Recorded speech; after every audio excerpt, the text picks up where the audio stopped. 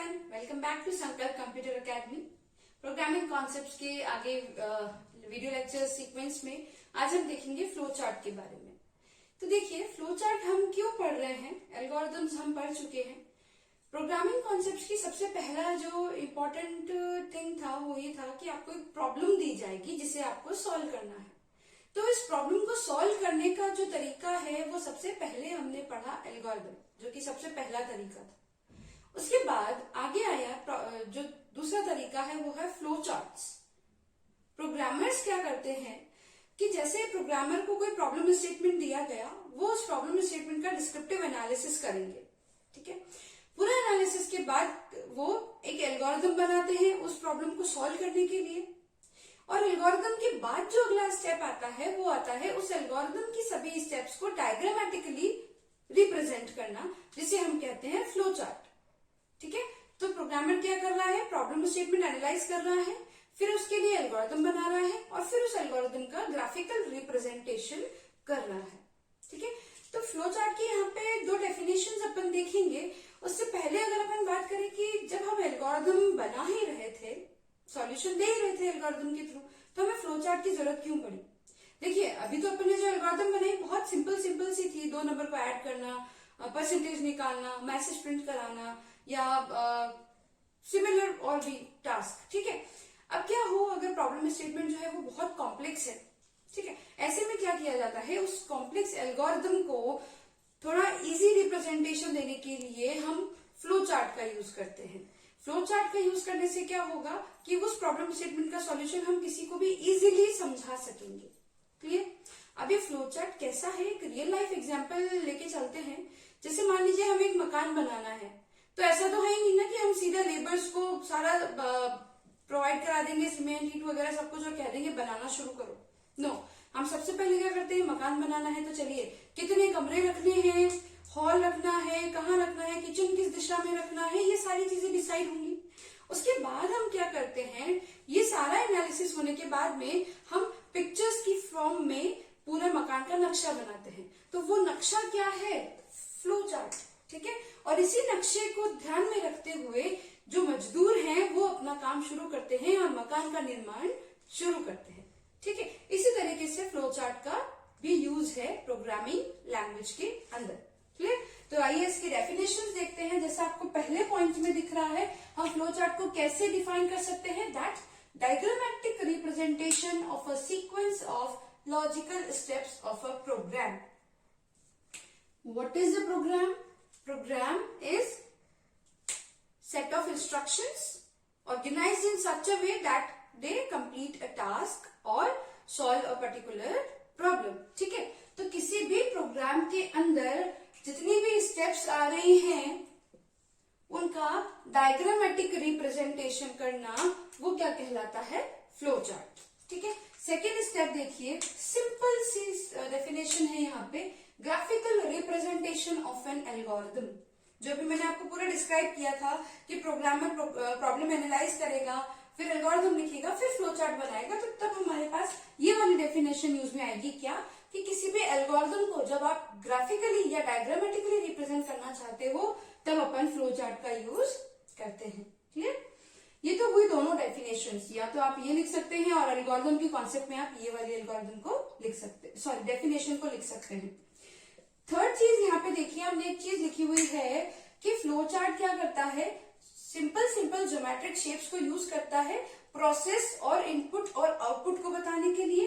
Arrows का use करता है उस पर्टिकुलर प्रॉब्लम में डेटा फ्लो को बताने के लिए। ठीक है, तो यहाँ पे क्या कह रहे हैं हम, use simple geometric shapes to depict processes and arrows to show relationships and process data flow। तो हम यहाँ पे जैसे रेक्टेंगल हो गया, पैरेललोग्राम हो गया, रोम्बस हो गया, कुछ इस तरीके के सिंबल्स को यूज करेंगे to represent processes, conditions, input and output. और एरोज का यूज करेंगे जो हमें उन पर्टिकुलर बॉक्सेस के बीच का रिलेशनशिप बताता है, यानी उस प्रॉब्लम सॉल्यूशन का डेटा फ्लो क्या है वो बताता है। क्लियर। तो ये है अपने फ्लो चार्ट की डेफिनेशंस और हम क्या क्या यूज करने वाले हैं वो सभी चीजें। और आई थिंक अब आपको क्लियर होगा कि फ्लो चार्ट की जरूरत क्यों पड़ी, एल्गोरिथम बनाने के बावजूद हम फ्लो चार्ट को क्यों यूज कर रहे हैं, ताकि जब भी कोई कॉम्प्लेक्स एल्गोरिथम हो तो उसको हम इजीली डायग्रामेटिकली रिप्रेजेंट करके समझ सके। ठीक है, अब देखिए यहाँ पे कुछ तरह तरह के बॉक्सेस आते हैं, फ्लो चार्ट बॉक्सेस कह सकते हो या आप इसको कंपोनेंट्स कह सकते हो। ठीक है, अब क्या क्या कंपोनेंट्स आते हैं देखिए। फर्स्ट वन आता है टर्मिनल बॉक्स कह सकते हो। ठीक है, टर्मिनल बॉक्स क्या है, जहां से आपके फ्लो चार्ट शुरू होगा और जहां पे आपका फ्लो चार्ट खत्म होगा उन्हें कहा जाता है terminal box. That means a terminal box represents the start and end of a flow chart. ये रिप्रेजेंट किया जाता है ओवल शेप से, अंडाकार शेप से रिप्रेजेंट किया जाता है। ठीक है, एग्जाम्पल अगर मैं लूं तो अगर स्टार्ट का करना है तो इस ओवल शेप से एरो बाहर की तरफ जाएगा। अगर आप स्टॉप का यूज कर रहे हो तो एरो जो है वो इस शेप की तरफ आएगा। ठीक है, तो स्टार्ट वाले से क्या होगा, इसका रिप्रेजेंटेटिव देखिए ओवल से शुरू होता है। ठीक है, ये एग्जाम्पल है स्टार्ट और स्टॉप। तो स्टार्ट ओवल शेप क्या रिप्रेजेंट कर रहा है कि यहां से आपके फ्लो चार्ट शुरू हो रहा है। स्टॉप क्या रिप्रेजेंट करेगा कि आपका फ्लो चार्ट यहाँ पे खत्म हो चुका। स्टार्ट वाले से एरो बाहर की तरफ पॉइंट करेगा, स्टॉप वाले में एरो उस पर्टिकुलर इन होगा, उसमें अंदर की तरफ शो करेगा। ठीक है, नेक्स्ट आता है आईओ बॉक्स। आईओ बॉक्स यानी इनपुट आउटपुट बॉक्स, जो कि हमारे फ्लो चार्ट में ये डिस्प्ले करेंगे कि इस समय इस स्टेप में इनपुट हो रहा है या आउटपुट हो रहा है। वो सभी चीजें कहाँ किस से रिप्रेजेंट की जाएगी, आईओ बॉक्स से। सिंबल क्या है इसका, एक तरीके से पैरेललोग्राम। फुट तो रेक्टेंगल ही है लेकिन इनकी ये जो लाइंस हैं वो थोड़ी सी टेढ़ी रहती है, दैट इज पैरेललोग्राम। ठीक है, अब फॉर ये तो इसका शेप है इनपुट आउटपुट बॉक्स का। अगर अपन एग्जाम्पल ले तो एग्जाम्पल क्या होता है, सॉरी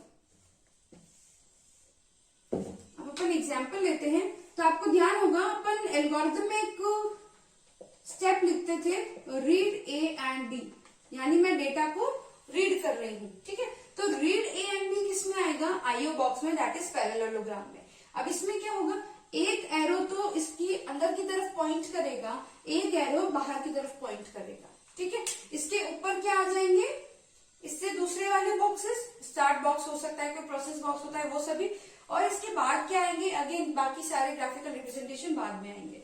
तो इनपुट बॉक्स में आप ध्यान रखेंगे रिप्रेजेंटेशन बॉक्स क्या है, पैरेललोग्राम। ठीक है, और यहाँ पे दो एरोज होंगे, एक अंदर पॉइंट कर रहा होगा, एक इसका आउटर पॉइंट कर रहा होगा। क्लियर, तो ये है आपके इनपुट आउटपुट बॉक्स।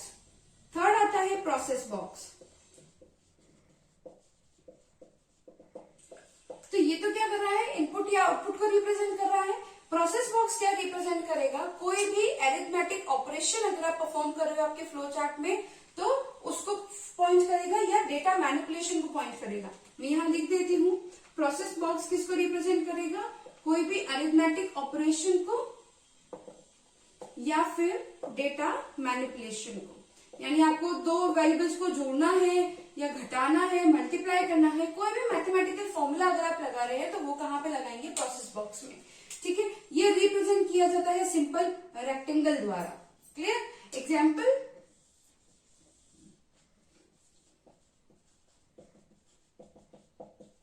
इसमें भी दो एरोज होंगे, एक बाहर की तरफ और एक अंदर की तरफ। ठीक है, तो process box I think clear होगा। अरिथमेटिक ऑपरेशन है कोई भी या डेटा मैनिपुलेशन है वो हम इस बॉक्स के अंदर लिखते हैं, रिप्रेजेंट किया जाता है बाय रेक्टेंगल। इसमें भी दो एरोज होंगे, एक एरो जो अंदर की तरफ पॉइंट कर रहा है, एक एरो जो बाहर की तरफ पॉइंट कर रहा है।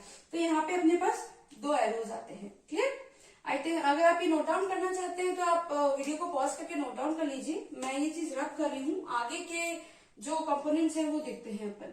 ठीक है, देखिए अब नेक्स्ट क्या आता है, प्रोसेसिंग तो हो गई। अब जरूरी नहीं है फ्लो चार्ट के अंदर सिंपल अपन डेटा इनपुट लेंगे और कोई अरिथमेटिक ऑपरेशन लगा देंगे और सीधा सीधा रिजल्ट प्रोड्यूस कर देंगे, नहीं, ऐसा नहीं होता। कभी कभी क्या होता है, हमें कोई डिसीजन लेने की भी जरूरत पड़ती है, तब क्या काम आता है, डिसीजन बॉक्स।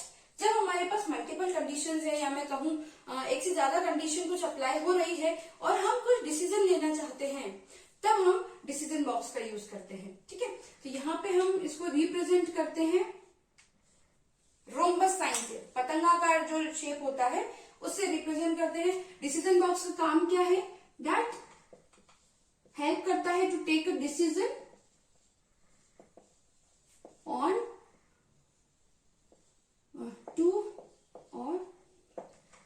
मोर अल्टरनेटिव्स, या अपन अल्टरनेटिव्स को कह सकते हैं कंडीशंस।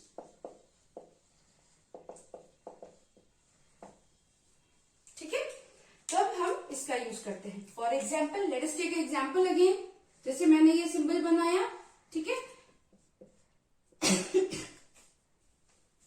अगेन एक इनपुट एरो दिखेगा आपको और एक बाहर की तरफ जाता हुआ एरो नजर आ गया। यहाँ पे कंडीशन कैसे लगाएंगे? If A is greater than B.